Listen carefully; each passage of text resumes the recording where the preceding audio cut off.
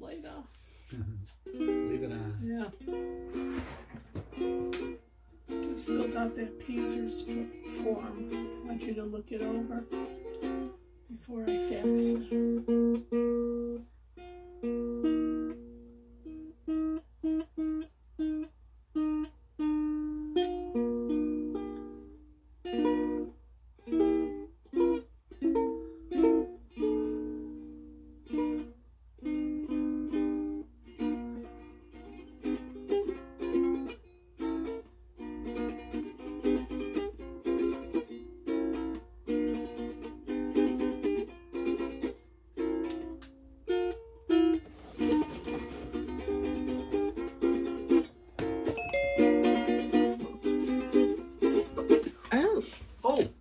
Company. Hello, everyone. Hi. Hey, guess what I have? Okay, oh, you guessed. Oh, that's good. Yeah, it's a ukulele. That's actually this is true. because I looked it up. My good friend Dick Shawnery here. Ukulele is 2 words.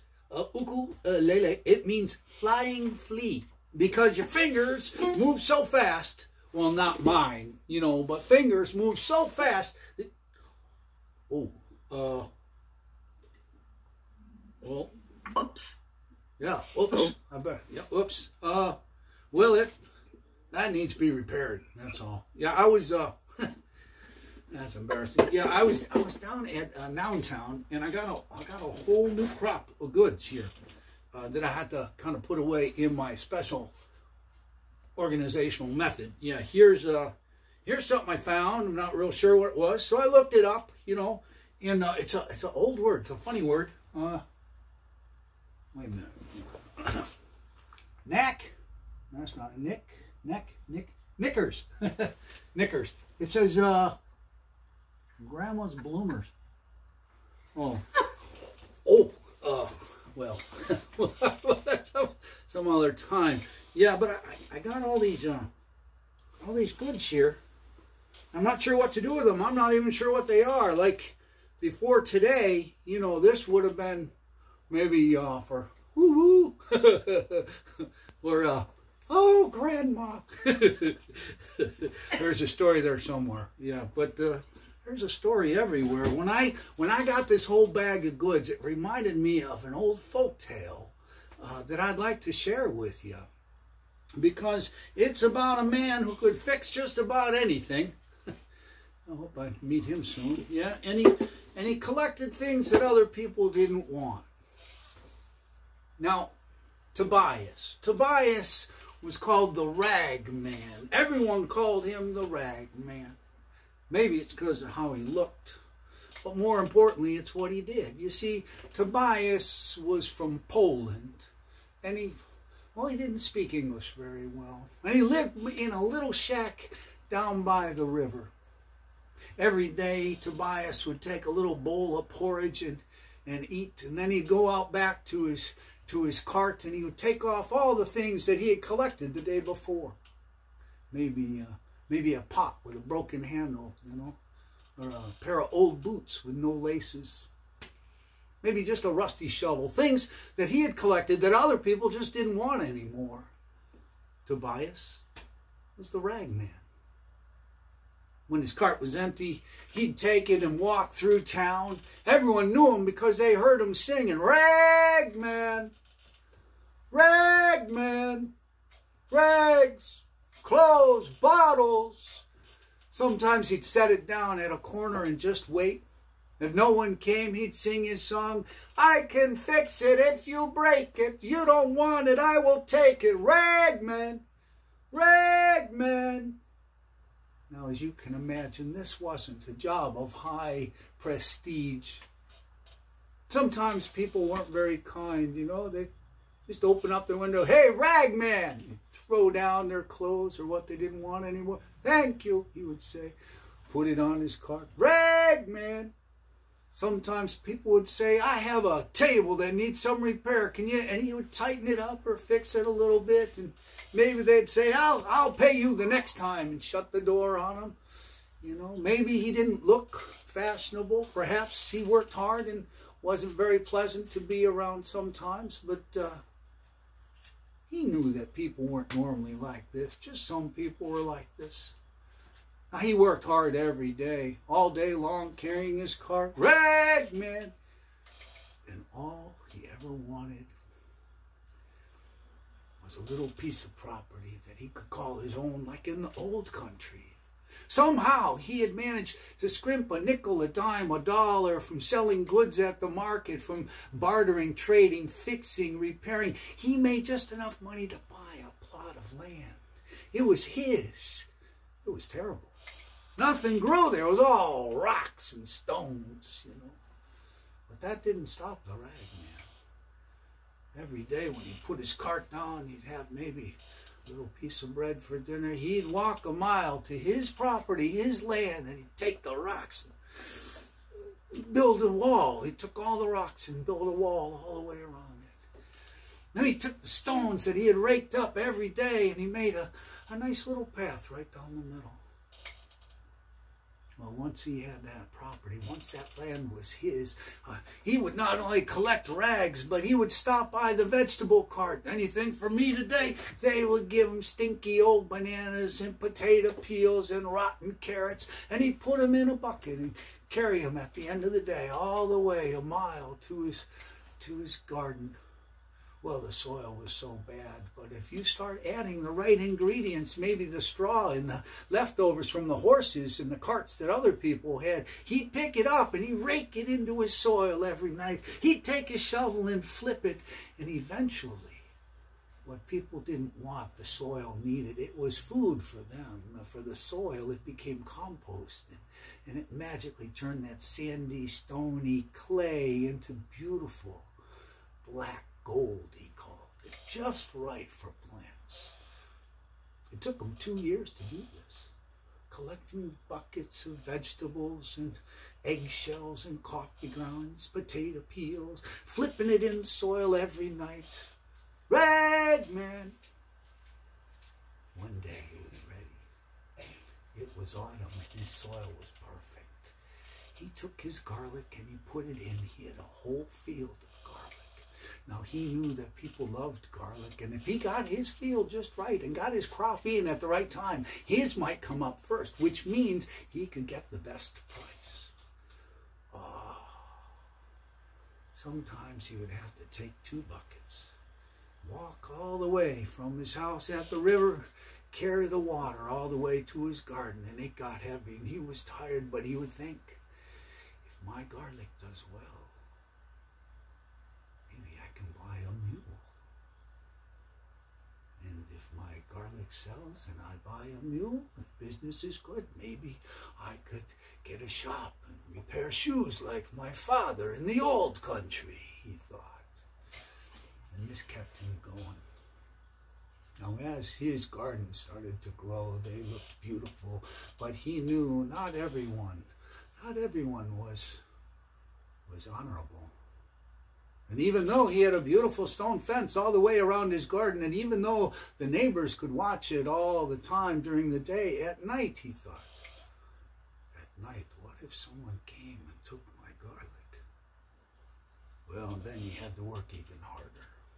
He started collecting scraps of wood and boards and a nail here. He had hammer and tools. He was very handy. So he built just a little shed, right in the middle of his plot. And now, as summer came and his garlic grew, he would sleep in his shed in the garden. That way, nobody could take his garlic. Well, one day, he was very tired, and he came home and he sat down, and he fell asleep. He didn't have a chance to go to his garden. He fell asleep. And the next day he woke up. I guess I was tired, he thought. And Tobias, at the end of the day, he walked with his bucket. He walked to his garden, and it was gone. It was all gone. They took his garden. They took his garlic, but they stole his dream, his mule. His shop, it was gone. His dream was gone. He was very sad. Well, in this little town, it was said that there was a judge who was the wisest in the land. Tobias said, I will go see the judge. He is a wise man. And he did something he never did before. He did not work that day. He walked down to the court and wore clean clothes. He walked up to the judge, who recognized him because it was a small town. The judge looked down and said, Are you Tobias? He said, Yes, sir. They called me the Ragman. He said, Well, Tobias, how can I help you? And he said, Well, I work hard. I plant my garlic. One day, one night, I do not go sleep in my garden. Somebody takes my garlic. I have no garlic. He said, Judge, they took my garlic. They stole my dream. Now the judge was known as a wise man, as I said, and he thought for a minute. Tell me, Tobias, did anyone see this happen? No, there's no one there. It was night. It was dark. I see. Tell me, Tobias, is yours the garden with the stone wall that I walk by in the morning? Yes, that is my garden. Does your garden have a shed in the middle? Is that your... Yes, that is, I built that shed. I usually sleep there. The one time I do not. Well, Tobias, your shed saw who took your garlic. You must bring your shed to court. Bring my shed to court? You want me to bring my... I will bring my shed. You want me to bring... I will bring my shed to court. Now, Tobias did not understand. But if the judge is a wise man, he will do what he is asked. Now, in a small town, everyone knows what is happening. Everyone knew that someone took Tobias's garlic, and soon they knew what the judge said. Bring the shed to the courtroom. Oh, they said, this is good. The judge is going to make fun of Tobias. Tobias the Ragman. This I must see. So a week later, Tobias pulled his cart all the way to his plot of land and took the shed with great effort and put it on the cart. And then he pulled the cart all the way through town, and all the people saw, and they got behind him. This I have to see, as he brought it to court. Well, when the judge entered, there sat Tobias. There stood his garden shed, and behind them both the entire town gathered into the courtroom. The judge came in and sat down. He said, "Good morning, Tobias. Is this your garden shed?" Yes, this is my shed. I brought it like you asked me to bring.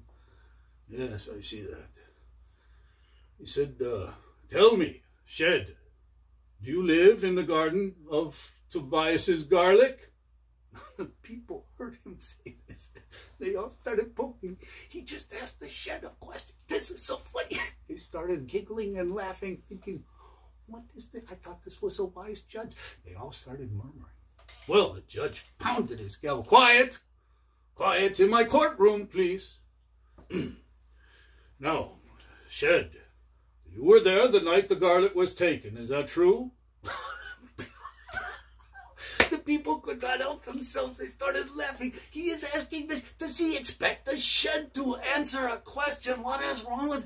Well, the judge pounded the gavel again. I ask for quiet in my courtroom. Let me make it clear. If you cannot be quiet in my courtroom, you will be fined. Guards, make note of that. So the guards wrote it. And he said, now, shed, I must tell you, I am the judge. If you do not answer my questions, I will ask the guards to convince you it is a good idea to tell me what you know. And again, the crowd could not believe their ears. They tried not to laugh, but they'd never seen such a thing. And so the guards came over as the judge asked one more time, who took the garlic? And the shed said nothing. So the guards took out their clubs and started banging on the shed. And the shed that was made poorly out of scrap started falling apart, and the wires broke, and the roof came down, and the people started laughing so hard. Tobias didn't know what to do. He sat and watched as his shed was broken and splintered and laying in pieces, and the judge grew angrier and angrier, and the crowd is laughing and roaring and talking. This is the funniest thing they ever saw, until the judge, pounding his gavel, said, there will be quiet in my courtroom. And eventually it did get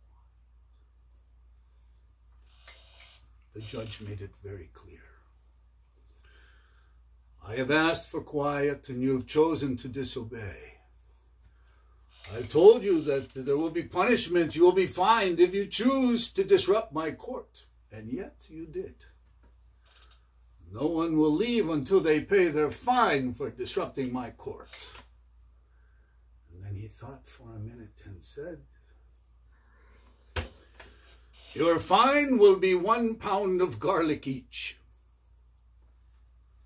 1 pound of garlic. It's a rather unusual fine. The people were taken aback. Okay, well, 1 pound of garlic. And so some people ran to the windows and said, go to the house and get all the garlic you have. And they came in and paid their fine and left. And then others did not have garlic at home. They went to the window, go to the store, buy at least 1 pound of garlic, please. And so their relatives or their children came in and paid their fine. And eventually, as you can imagine, there was no garlic in the homes, and then no garlic in the store. The market was empty. So the others, they said, go to the farms, see if the garlic is ready. We need 1 pound apiece. And so they went to the farms. And by this time, people had heard that garlic was hard to come by. There was none in the homes. There were none in the market. And soon the farms were selling out of garlic, and the price started getting a little more expensive and a little more expensive until people were saying, go to the next town. Go to the town and get more garlic. And so they brought the garlic until the last fine was paid and the last person went home. And by then,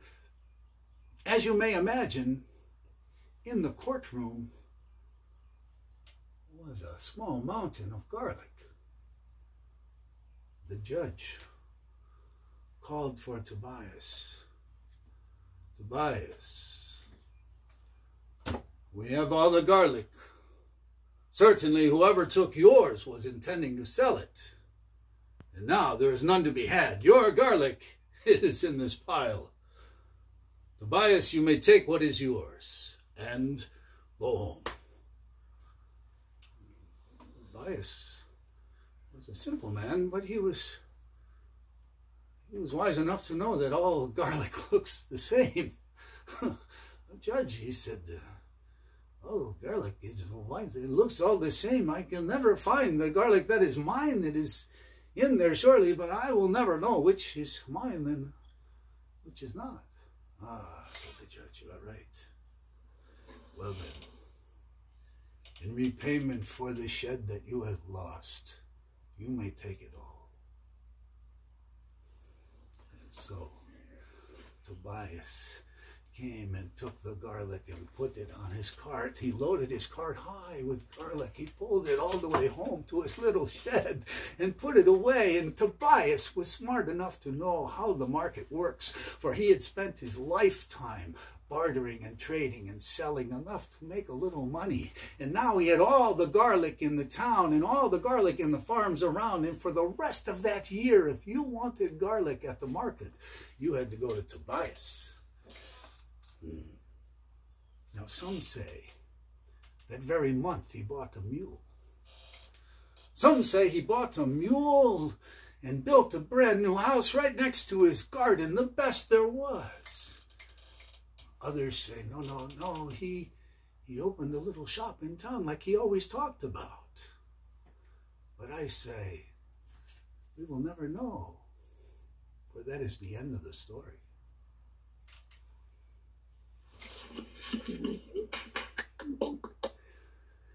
That's the story of Tobias the Ragman. Now I have to tell you that is a folk tale, and folk tales, as you probably know, are told again and again from generation to generation. Then they change and they become your own, and everyone makes them. So I took this folk tale called Chang Fu Yen and the Wise Judge. It was from China, but I thought, we probably know more about our own culture than Chinese. So I made it my own, which is what folk tales do. There are many folk tales, many folk tales from all over the world. Some of them are the same. And Miss Nancy, you would know better than I, but I'm told folk tales like Snow White come from many cultures, and we don't know why, but they cross-pollinate like bees, huh? Like bees. They do. Yeah. I hope you liked my story. I had fun telling I love that story. Oh, thank you. Tobias, huh? Yes. I think Eva has a picture she wants to show you. Oh, I'd like to see your picture. Eva, yes. This is the picture that Oh, I made. tell me the story that goes with it. It was when the little man and the scarecrow was in the garden. Yes. The scarecrow was scaring away the birds. See the birds right I do. on the scarecrow. I do. Now, is that Did you use watercolor? Yeah. Wow. And paint.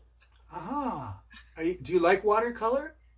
Yeah. That is hard to do. I'm very impressed. Thank you. I hope you share that online, because I'm sure I'm not the only one who really likes your art.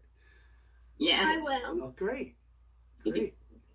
Yeah, get Mom to take a picture of it and send it to us, and I'll put it on Facebook. Because Okay. Mr. Mike is right. That is really hard to do. Watercolor is tough. Is. It's very hard to do. You did a great I've tried. job. I've tried, and that's I appreciate that. I'm not good Me at that. too. Yeah. I was never any good at it. No. Michael, do you have one? Yes. Okay. Tell me the story, Michael. It's when the boy gave the little guy the ball back. Oh, he gave him the blue ball. Yes, yes. I like how you pictured the gnome. He's like a garden gnome elf. Yeah. He's very cute. I Yeah. like him too. And you know, when I write a story sometimes, I start looking up in books, like folklore, right? Folk tales, things like elves and gnomes. These are in many, many different cultures, and they turn up for different reasons. Some are mischievous, and some are brave, and some are helpful. It's really, so I like how you pictured yours. Very nice. Okay. We need pictures of both of those. Great. Anna, do you have any this week? Mm-hmm. Okay, Let's see let's yours. see yours. Oh, Oh, there's a leprechaun with his rainbow he's got look. the rainbow. Red hair, yeah. And a green hat and everything. There you go. Very, Perfect. very traditional. I like them. Very, very nice. Good job. All right. How about you, William? Did you do one? Oh, great. Tell me your story, William. It's where the boy's picking up the need seed. Oh, yeah, the need seed. He found it in the garden. Is that a tomato In the- plant? Yep. Yeah. Yeah, nice garden. And Nice garden. I have two stories in last week and this week. Both had a garden, huh? It's true. I think it's because it's that time of year, you know? I'm thinking It about is. gardens and vegetables. Yeah. Anna's mom has been great about sending pictures in, so I'm sure she can send us some pictures of their artwork. Great. Yeah. That would be great. Yeah. It would be great. Okay. All right. Well, we will see you next week. And gosh, I think next week's our last week. It is. isn't Yes. It is. I It can't is. believe And I it. have so many nouns. I know. nouns. We just started to scratch the surface, huh? Yep. Yeah. Yep. Yeah. Anyway. Well, I hope All to see right. everyone next week. Okay. All right. All right. Thank you for coming. Oh, thanks. Thank you for coming. Have a story-filled week. I'll see you All then. right. Okay. Bye-bye. Bye. See you next time. Bye. Bye-bye. Thanks. Okay. Let's see. All right, guys. Oops, right there. You still there, Mike? Well, he left, but he didn't turn off. Up there it is. Yes. That was the best story yet. I love that one. Oh, great. Thank you. Thank you. Really like. I felt like I cheated a little bit because it wasn't original, but it was, you know. I mean, I It took was. I took the original, made it Yeah. And adapted. I love the fact that I like stories where good triumphs over bad. Yes. Yeah, me too. That's me too. the way it should be. I think I know Tobias, you know. I think I am Tobias. You know? Are you? Yeah. No. Yeah. I don't like fixing things, you know. I feel like I don't have a cart, but I feel like I know the guy. Yeah. Good. I'm glad you like that.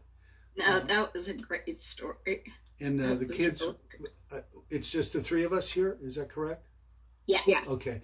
The kids, I like how they drew pictures this week. There's more involvement every week.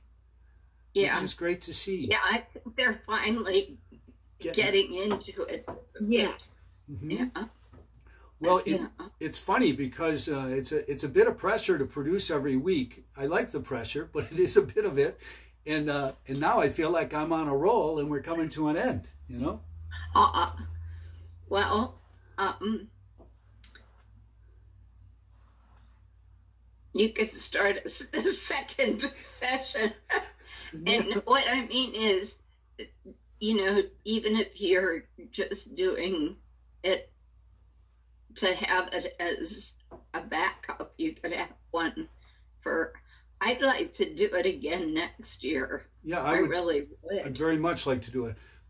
It's really the way I think, I guess. I really like to assess, you know, what worked and refine. I'm always looking what worked, how to improve, what worked, how to improve.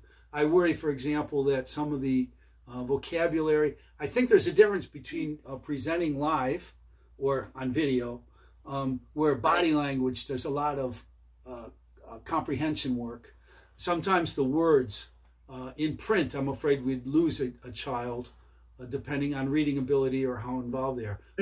But if they see the video, I think they're more likely to read it. Yeah.